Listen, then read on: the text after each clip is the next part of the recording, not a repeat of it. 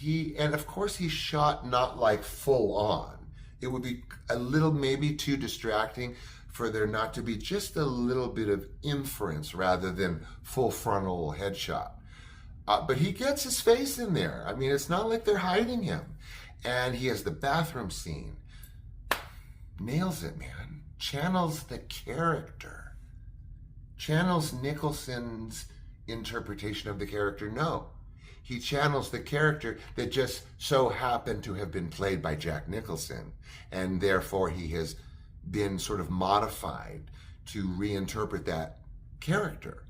But suddenly we're seeing Jack Nicholson. And so then I really want to spook the shit out of myself and I'm squinting. Or I'm just, or just to get even more of the impact of, whoa, Jack Nicholson stepped into this movie. But it's not because he looks like him or because he acts like him, because he channels Jack Torrance.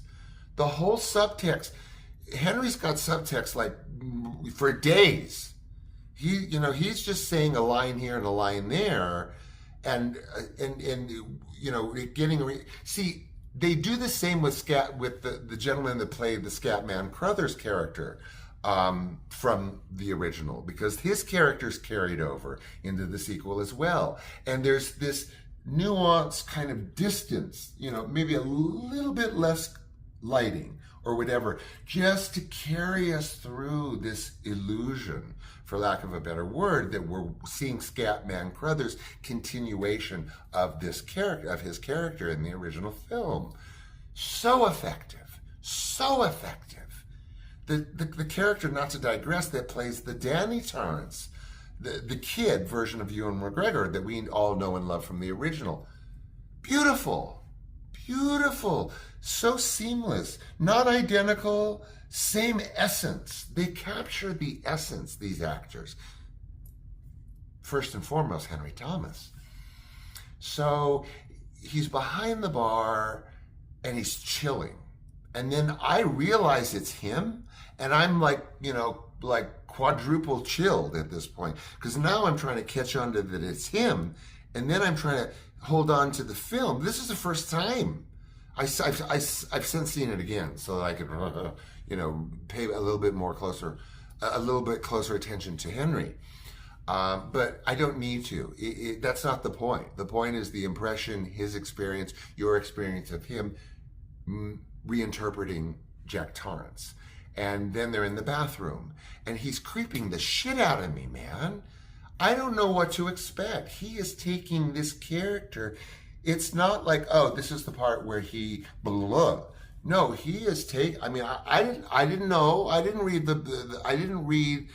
know. I'm just glued to the movie, and here all of a sudden he is freaking the shit out of me in the bathroom scene, at the bar. So understated, so nuanced. And then he's going up the stairs in the classic thing where with the bat trying to get at him and everything. Ha. Man, that's almost sacrilege to take that on. It's awesome. I mean, for some of us that would be blasphemy to try and reinterpret or reenact that scene or variances of that sequence, that event in that film, going up the stairs with her with the bat. And he pulls it off. And it's like, bravo, bravo. It's not like, wah, how could you? It's like, yes, that's what I wanted to see.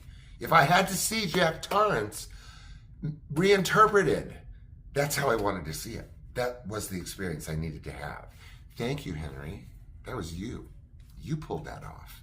As you know, actor to actor, body to body, we can only bring our own special something to each and every character, to each and every role, to each and every casting office, to each and every director, writer, screen, audience. And you brought your specialness, your brilliant reconfiguration. It's not an interpretation.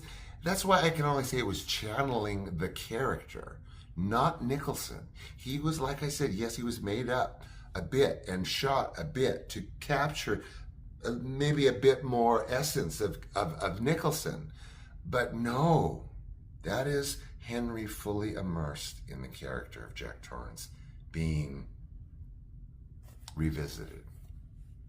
Okay, so there's my enthusiasm, Henry. Thank you so much for that performance. I should have gotten around to this earlier, but there you go. Greatest cameo, one of the greatest cameos ever. And thank you as a dyed-in-the-wool fan of the original for bringing Jack back to me so effortlessly, so seamlessly. Okay, that's about as rave a review as you're going to get from me, kids. So I won't keep you longer. Thank you for tolerating my enthusiasm as usual. I know it's turned into like movie week. And in the meantime, be good to yourself, those around you.